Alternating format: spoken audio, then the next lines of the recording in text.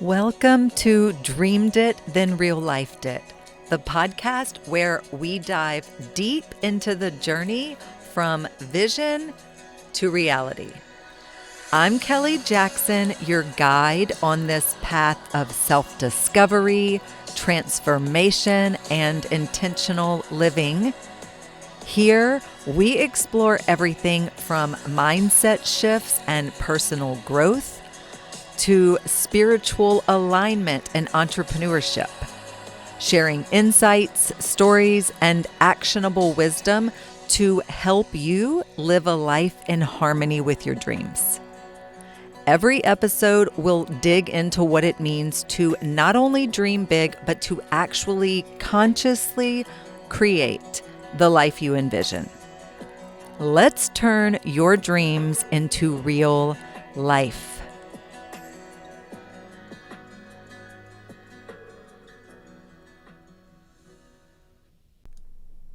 Before we begin, let's land for a moment. You showed up today because part of you is turning toward truth, expansion, and alignment. Sunday Spark is my weekly email created for the ones who are ready to live life in full ownership, to build in rhythm and grow from a place of ease. Each letter includes insights, activation prompts, and practical tools woven through my holistic trifecta, which is optimal health, positive relationships, and wealth building. And the best part? It's only 45 to 90 seconds to read. It's a quick spark, a gentle activation, something you can carry into your week. If you want that kind of moment in your inbox every Sunday, you're invited. Sunday Spark is there. It's ready when you are. The link to join is in the show notes. It's December 15th. The world is glittering. The music is louder. The expectations are stacking. The group chats are blinking. The calendars are screaming. And everyone's nervous system is like, cute season, heavy demand. You think the holidays are a vibe check? They're not. They are not sentimental pressure tests either. They're cognitive load tests, a stress response mirror, an identity pop quiz, a physiological audit. The real question is, can you stay yourself when the demand outpaces your bandwidth? And this episode is essentially your field manual for passing without performing, okay? So today we are talking about what is actually happening in your body and brain, why you hit autopilot instead of alignment, and the exact steps to walk into relief without abandoning yourself, okay? Why? Because you deserve this. And also because I can relate to all of these feelings. And so we're talking about it. All right. So what does cognitive load really mean? Well, it's a psychology term that describes how much bandwidth your brain uses at once to do things like think, decide, filter, manage emotion, regulate behavior, perform tasks. Basically, all the things. It's not one stressor, okay? It's the stack. And you can also think of it like, you've probably seen this meme or something before, like my brain has too many tabs open. That's cognitive load. That's what we're talking about. Okay? It's like the tabs open in your mental browser. December is peak season for mental tab overload. So let's translate this. Okay.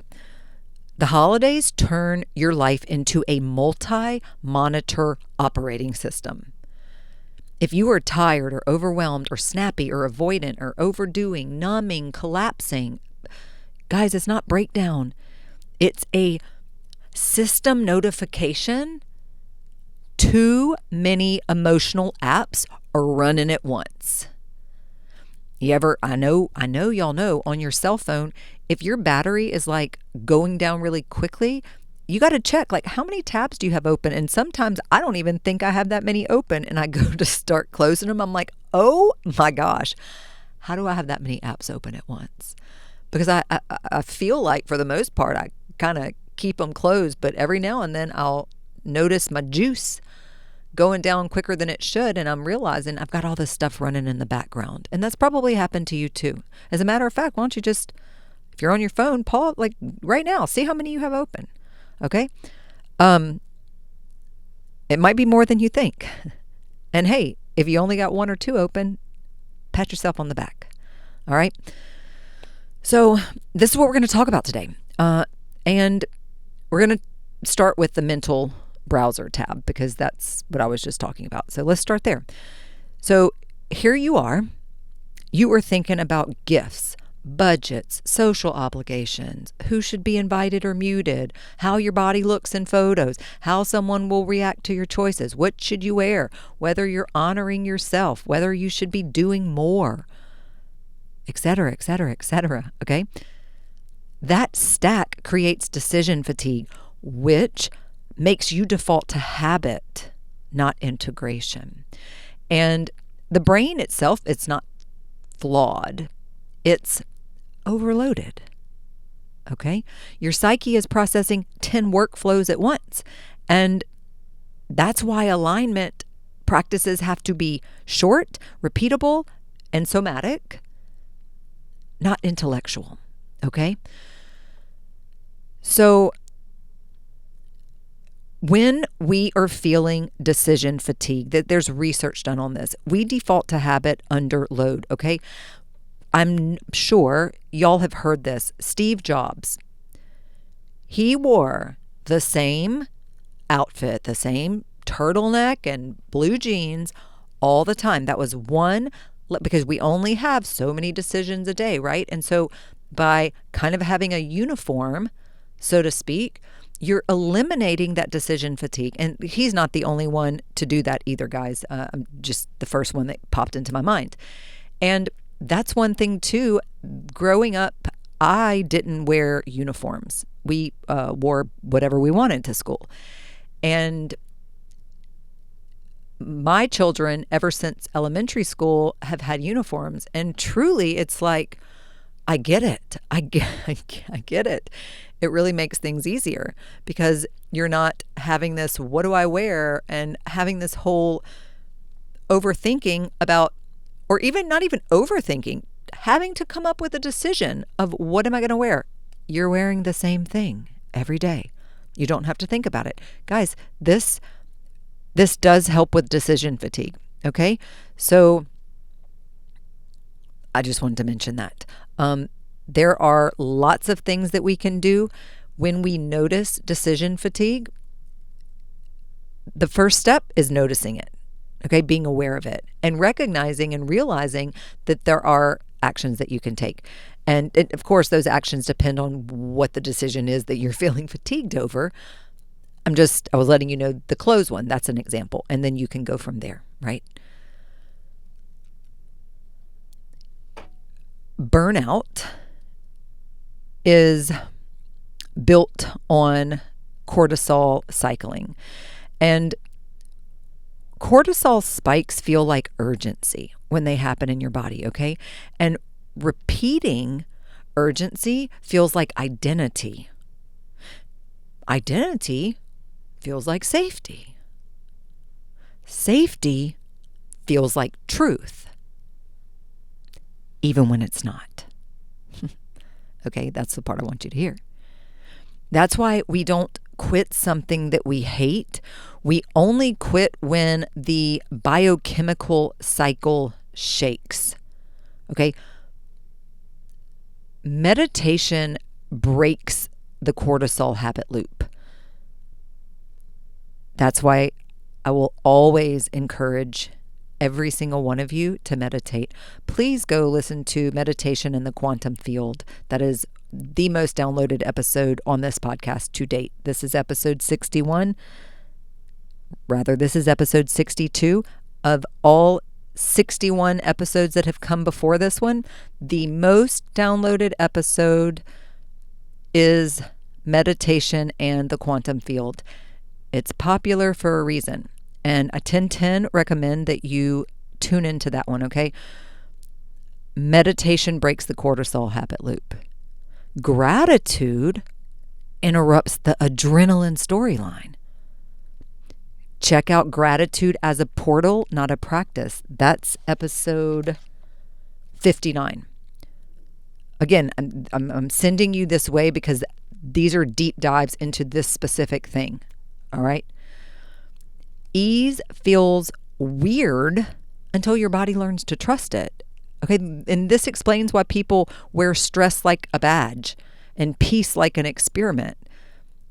I've told y'all, if I've said it once, I've said it 1,000 times. I used to wear busy like a badge of honor. People wear stress that way too. Okay? Peace isn't an experiment, guys. Peace is a way of being. And this is what we're moving towards. Internal peace, just all of the inner peace and everything. The stress hormones like cortisol and adrenaline, they create this little stress cocktail that's running through your body. And guys, you can get addicted to a life you don't even like. You can become biologically addicted to stress. It's a real thing, which is why meditation is so important, because again, it breaks that cortisol habit loop. I can't reiterate this enough. Meditation, breathwork, gratitude. Bam, bam, bam. That's like the Holy Trinity right there. Meditation, breathwork, gratitude. Now, I want to talk a little bit about something else. So the protection versus success mode. Okay. The brain is designed to protect you, not promote you. So if you think of the brain in the 1700s, okay, that was like survival era brains. The threats were lions, okay? Like real threats. In 2025 brains, the threats are social rejection, judgment, disapproval, not belonging, uncertainty, not having enough, not doing enough, not being enough, or being too much. Isn't that funny? The threat changed, but the wiring didn't. That's why the holidays activate some of the same defense systems that used to save us in the wild, okay? It just now shows up as procrastination, performing, masking, overcompensating. Modern threats are social, not physical. If you think about it, it's really where we are right now. I suppose there are still, depending on where you live and whatnot, I'm not saying that there are zero physical threats. However, the modern threats, for the most part, are social. The ones that you're probably really and truly dealing with in your own life. If you're listening to this podcast, is the best way to say it. If you're a listener of Dream Death in Real Life, then for you, your modern threats are more likely social. Okay?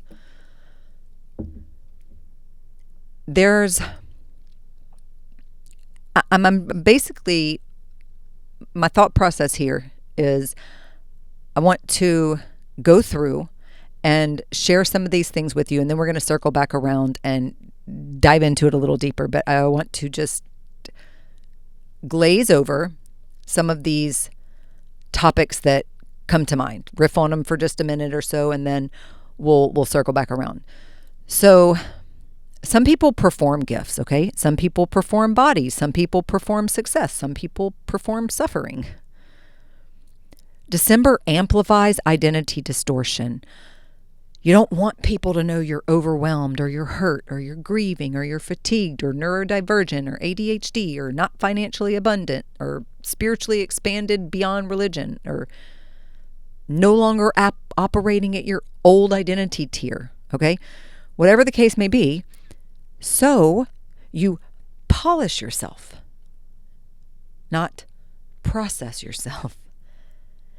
And this doesn't mean you're shallow at all, okay? It doesn't mean you're shallow. It means that you're human, trying to look regulated under cognitive and emotional load. So what I want you to hear in all of that is this. There is an identity distortion that happens due to load. If you are interested in identity distortions and how that might affect you in your life, episode 60, 2 episodes ago, which was bullying, identity, and becoming, I really listed out, I don't even remember how many, but probably 7 to 10 different really common identity distortions and went a little more in depth into that. So if you're curious or you want an expanded episode on identity distortion, I'm going to direct you there. Okay. Now, emotional integration, that means you name it when it rises. So you're not pushing your emotions down like a file you can't deal with. Instead, you're witnessing it like medicine, okay? You're giving it a seat at the table without building a house for it in your nervous system. You're recognizing it. And integration is not performance. So what we were just talking about was performance. Identity pressures and how we perform, like we're not, because we don't want people to really see. Well, integration is not performance, okay? It's permission followed by follow through. And you step into the emotion for long enough to feel the shift. And then you step forward long enough to see the effect. That's how you pass a load test without performing as if you were never tested. Okay, so integration essentially happens or is the result of witnessing the emotion, softening, and acting. When you witness, when you soften, and when you act, that, my friends, is the recipe for integration. Okay, let's get into burnout. So this is the part we don't talk about until we're already smoking. We glorify it because doing less feels like self-betrayal, and we justify it because rest feels like rebellion, and we hide it because breakdown feels unprofessional or unacceptable. And we celebrate it because coping through chaos used to be a personality currency. Guys, burnout is a collision between expectation and embodiment, okay? And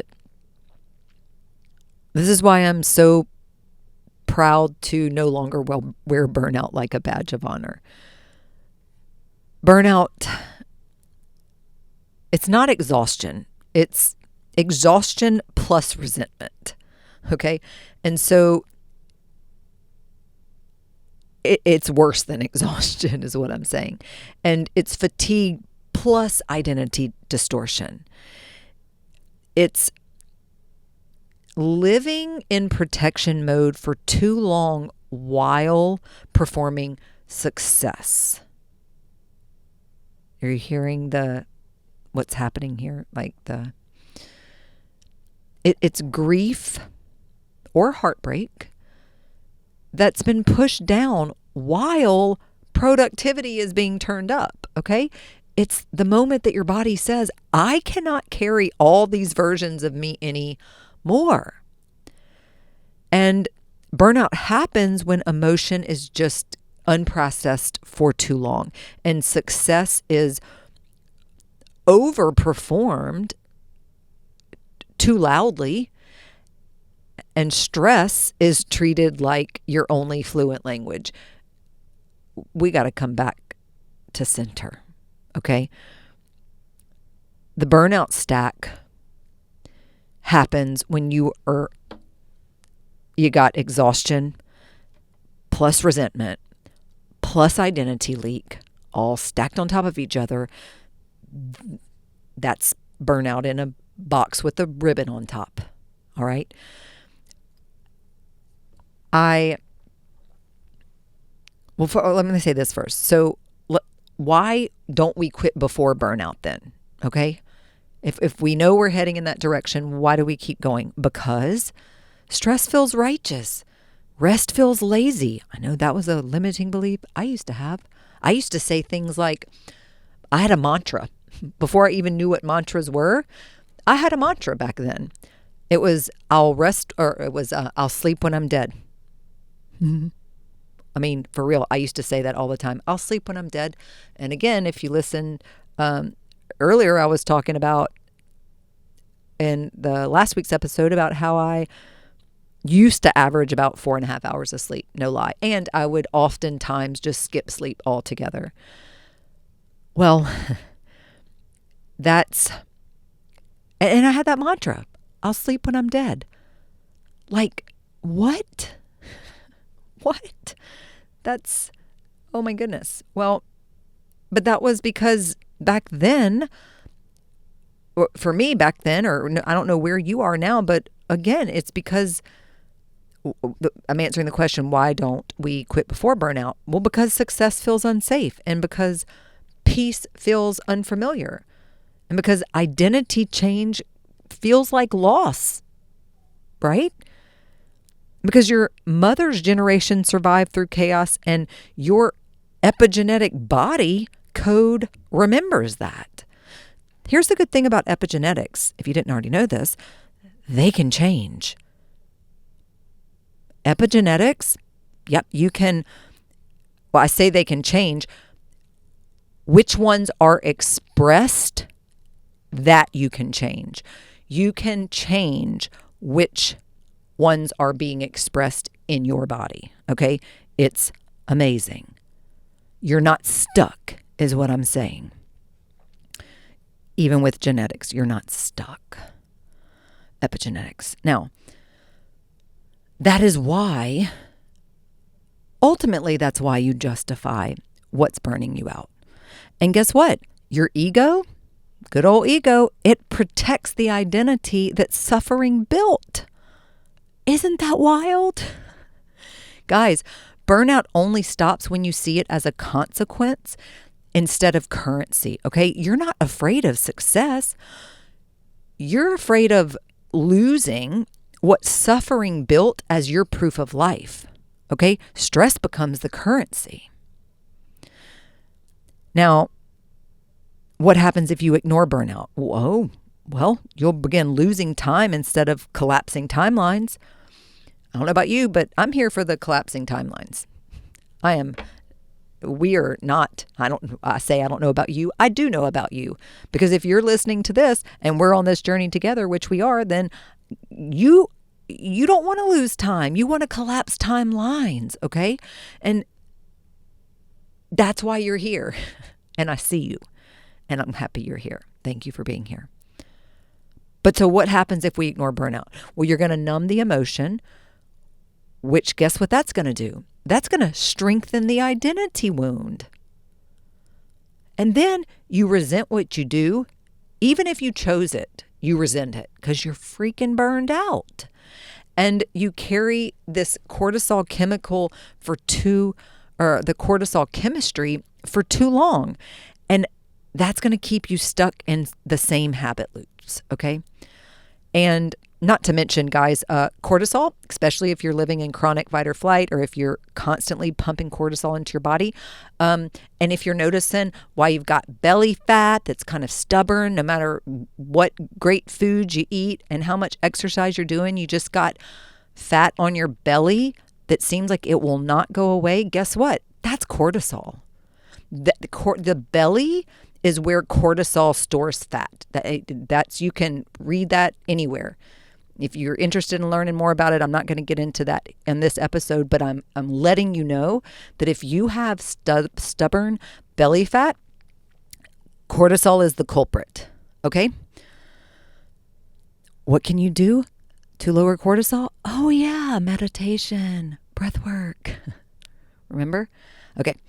Gratitude. Now, avoiding burnout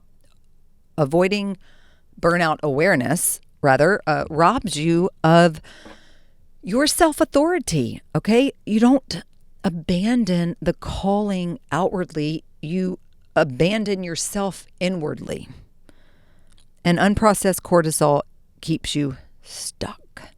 And I know you don't want to be stuck. And if you are interested, or if you feel like burnout's something that you're kind of currently dealing with, or you or somebody you love or that you struggle with, I have an entire episode on burnout, episode 40. I just looked it up in my calendar. Okay, episode 40. It's called Burnout, what it really is, why it happens, and how to begin healing. So if you want to go deeper into burnout, whole episode on it. Now, I want to share a story about a friend who poured their devotion into this single plant that never seemed to grow. They blamed the soil, the weather, the sun, the moon, the month, the season, even the plant itself, okay? And they thought that the harder they worked, the more it should respond. And one morning, it was like after a long storm, and we were talking about this. They were talking about this plant. And now keep in mind, I had a landscape company for like 6 years. You may or may not know that. So I have experience in plants, okay?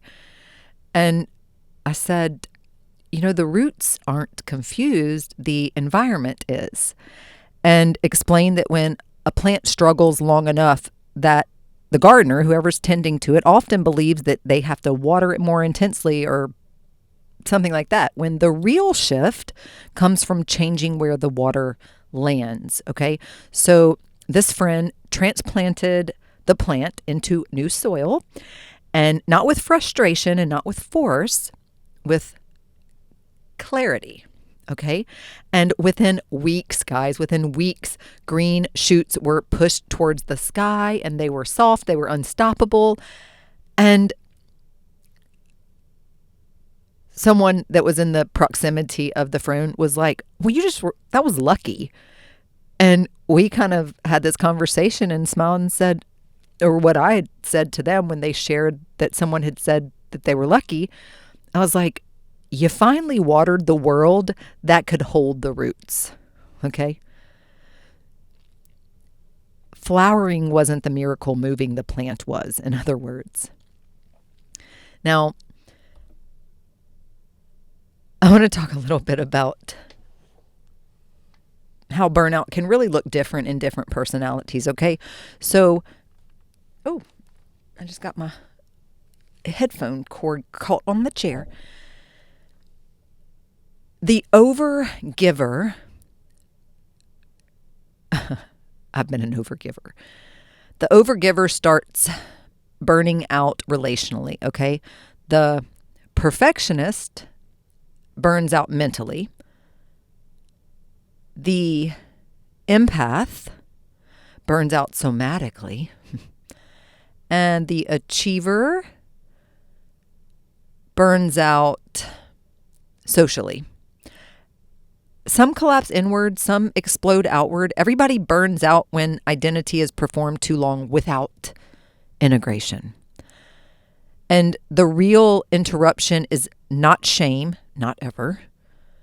It's not grit, it's not denial, it's not performance. It's naming the distortion and supporting the body. Okay? Burnout is going to hit personality specifically, is what I'm saying. So you got to know, burnout's not judgment. It is fluency feedback, and you can translate it if you are problem aware.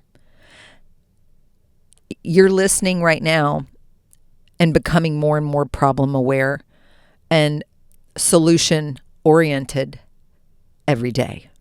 Congratulations. There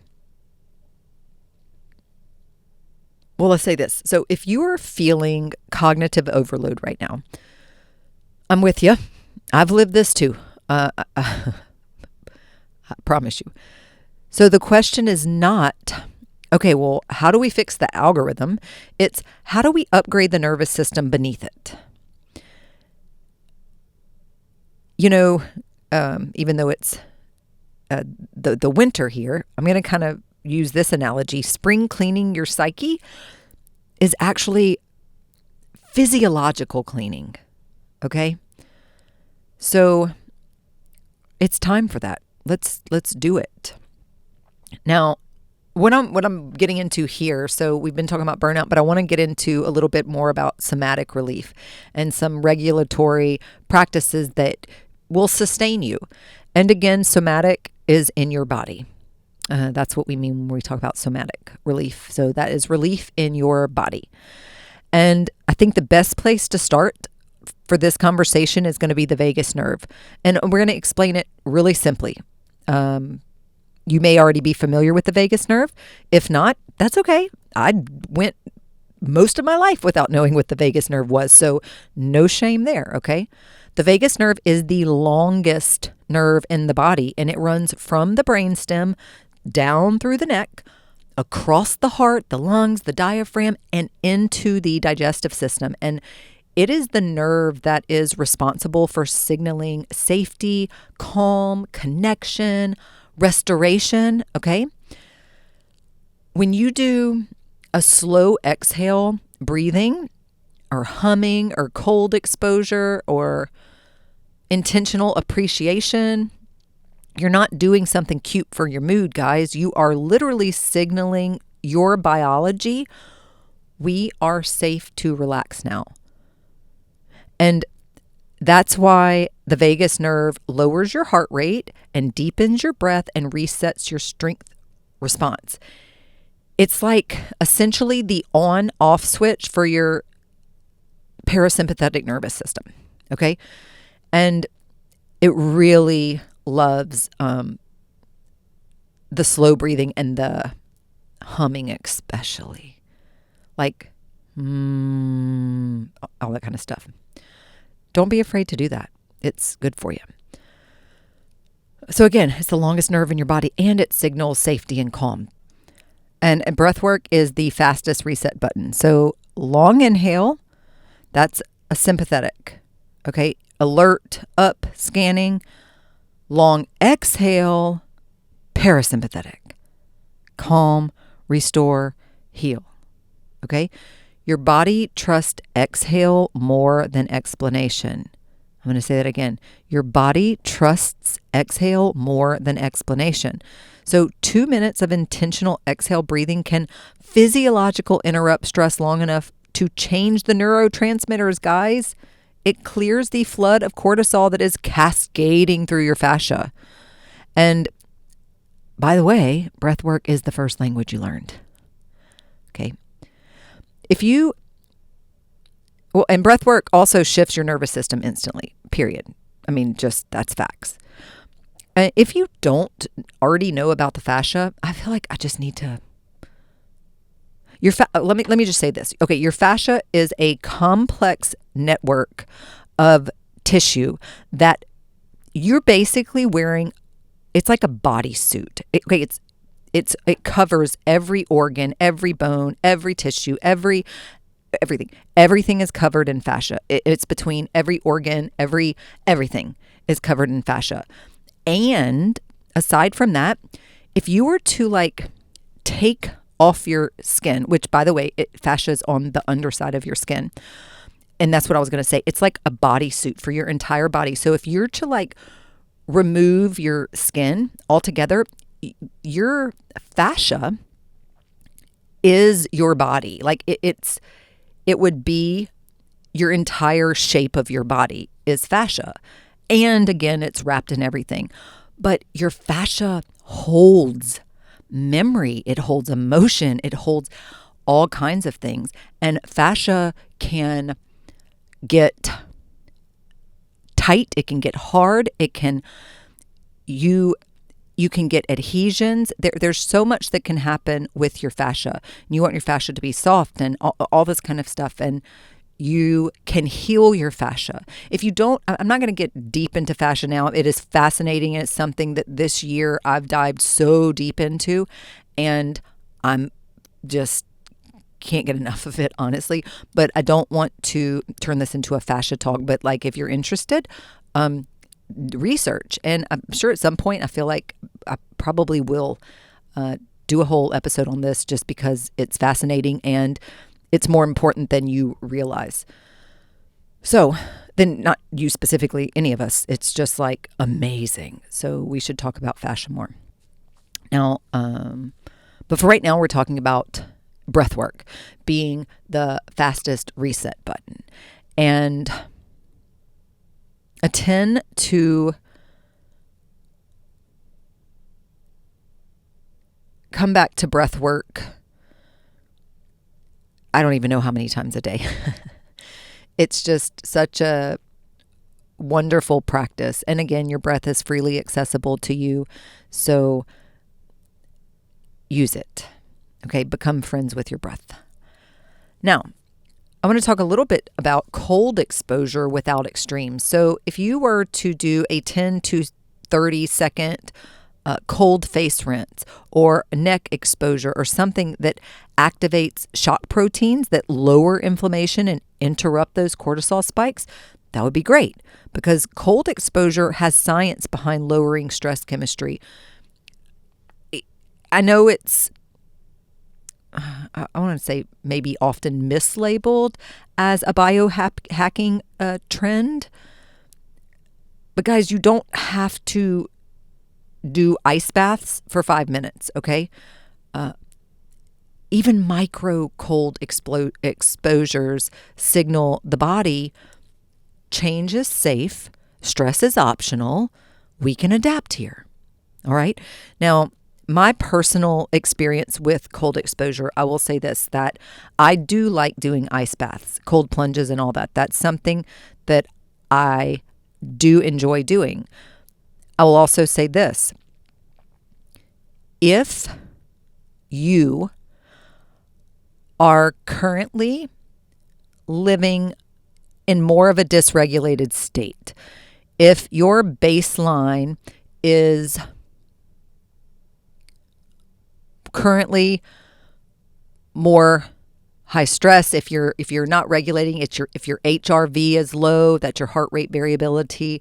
If you don't know what that is right now, don't have to worry about that right now. But if you do know what that is, then you do know. And that's just a measure of how quickly your body can go from a sympathetic state into a parasympathetic state. Okay, that's what your heart rate, the HRV measures that. So let's say that you have a chronically low HRV. That's not the time for you to be doing cold plunges. Okay, you truly, the cold plunges are great, but not if you're in a dysregulated state. That's your nervous system that's going to make it a little more dysregulated. But something like cold face rinse, God, do it, guys. That's I've said this before, it's one of my favorite things. First thing in the morning, I have this old clawfoot tub in my bathroom, and I love it. And early in the morning, when I turn the cold water on and I go lean my face over the tub, and it's like one of the first things I do, and I splash that super cold water on my face first thing in the morning. And I mean, it's cold. It's cold. But I love it though, because I know how good it makes me feel and what it's doing for my body. And so just something like that, I'm going to encourage you to do that. Again, you don't have to go dunk in an ice bath. And if you want to, and if you feel like for the most part your nervous system is regulated, then yeah, the ice bath might be something good to add. But don't feel pressured into doing that or feel like it's something that you have to do. There are other ways that you can have cold exposure without the extremes, okay? Now, we talked about this earlier, but we're going to talk about it again. Gratitude. Guys, gratitude lowers cortisol. It reduces cortisol by activating the medial prefrontal cortex, okay? That's the part of the brain that helps with calm decision-making and emotional regulation. And I have to say this, my daughter is so cute. I guess she learned in science class in the last couple years that your prefrontal cortex is not fully developed until you're 25. And gosh, love her if she doesn't just, she told me that, she's had some pretty cute things to say, but that some decisions that she wasn't going to make before she was 25 because her prefrontal cortex would not be fully developed until that time. And it is like adorable. I just love her. I love both my daughters. This one that I'm talking about is the one who likes to talk about prefrontal cortex often, and it's really cute. Now, so let's go back to what I was saying. So studies on gratitude practices, they show that appreciating something that you genuinely mean, like a true gratitude, like you just really genuinely mean it, that, guys, that lowers your cortisol by like 20 to 30%. Okay? And they've actually measured that, like through saliva. They have all kinds of ways they can measure, but like, isn't that wild? This is like biochemical evidence that appreciation is not emotional bypass. It is physiological regulation. That is why gratitude feels like a portal to emotional clarity instead of a productivity to do. That's why I had that whole episode a couple weeks ago, gratitude as a portal, not a practice, okay? And I got deep into the RAS, which also responds to emotional relevance. That is your reticular activating system. And it is like affects what you see, what you focus on, okay? And it responds to emotional relevance. So if you're in gratitude, it starts scanning for more evidence to confirm safety and alignment rather than threat, okay? That's why they say the more you are grateful, the more you have to be grateful for, because you see more things to be grateful for and it magnetizes it, guys. This is science. This is science. All right. So there's other things you can do too. And let's keep going. So, okay, a micro reset. Now I told you this before, but a 15-minute house reset, whatever works for you, your life, your schedule, that is going to calm your RAS. A 2-minute gratitude is going to lower your cortisol, like a 2-minute gratitude moment where you're truly just spending 2 minutes feeling the elevated emotion of gratitude, which, might I add, is the highest vibrational frequency of all. And a 30-second exhale, that shift in and of itself is going to soothe the vagus nerve, okay? All these little micro tests give you proof that ease is possible. Your body doesn't need a sermon. It needs a somatic receipt that this new mode is safe, okay? Give it to your body. And look, you process it by feeling it. You pass the load test, the cognitive load test, by naming the distortion. And you're going to calm your biology through exhales, gratitude, and gentleness in action. Guess what? You can do this. So here's what I want you to do now. Now that you're problem aware, you don't need to detox from your life to feel relief, okay? You need some self-authority inside of your life. Self-love uni is the container where the unmasking, the nervous system work, the shadow healing, the subconscious reprogramming, the embodied emotional integration, all of that becomes a real practice that actually shifts something sustainable inside of you. Keyword, sustainable. Okay? If you want to stop celebrating struggle as currency, and I know you do, and you want to start celebrating yourself as the one who gives yourself feedback for truth, for alignment, for softness, for clarity, then you want this tier of support, okay? I have a cohort opening January 15th. Well, that's when it starts. You're open to join anytime, and there's links in the show notes, okay? I want you to hear something. So solopreneurs burn out faster. Okay. Caregivers burn out louder. And heart-centered humans burn out relationally. Self-Love Uni is where you become fluent in safety beneath the expansion. So I want to invite you to join. It will be lovely to have you inside. What about other people's energy, though? Okay, let's talk about energy, because you can't cold rinse an environment, all right? You can't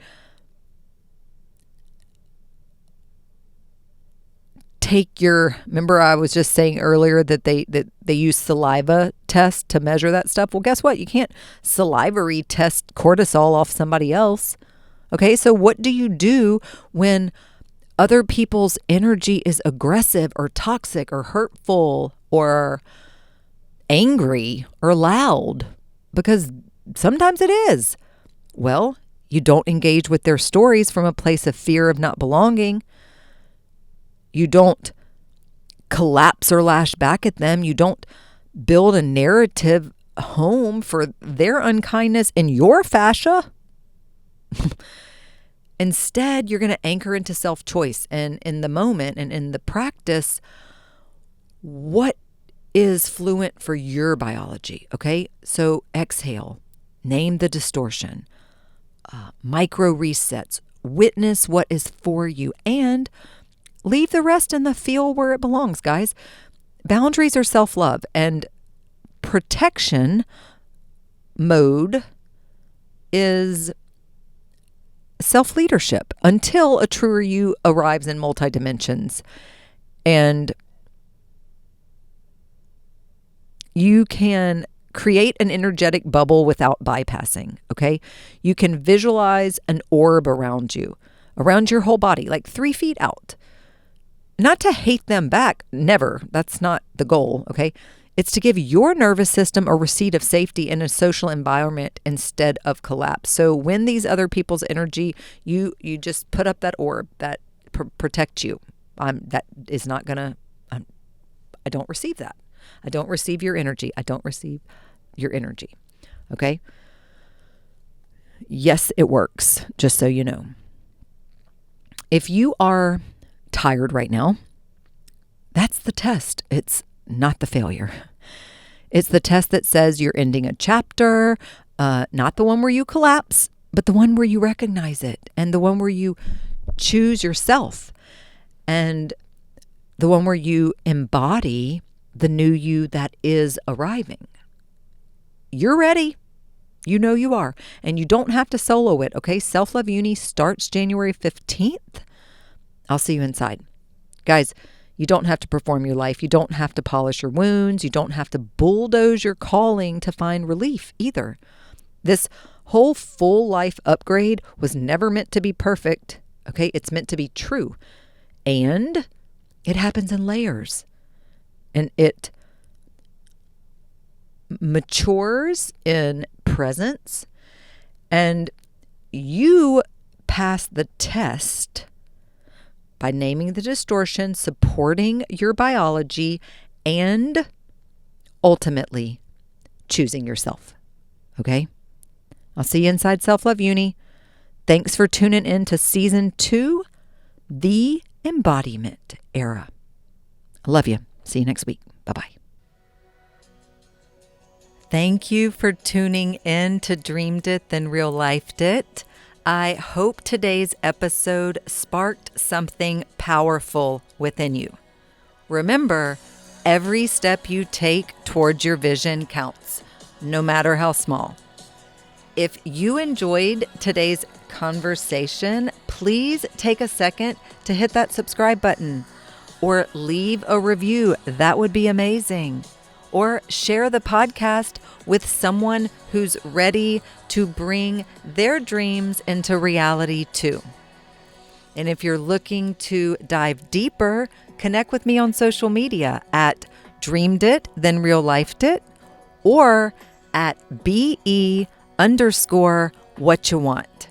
or visit dreameditthenreallifedit.us for more resources on aligning your life, business, and dreams. Until next time, keep dreaming and keep manifesting your dreams into real life. Love you, friends.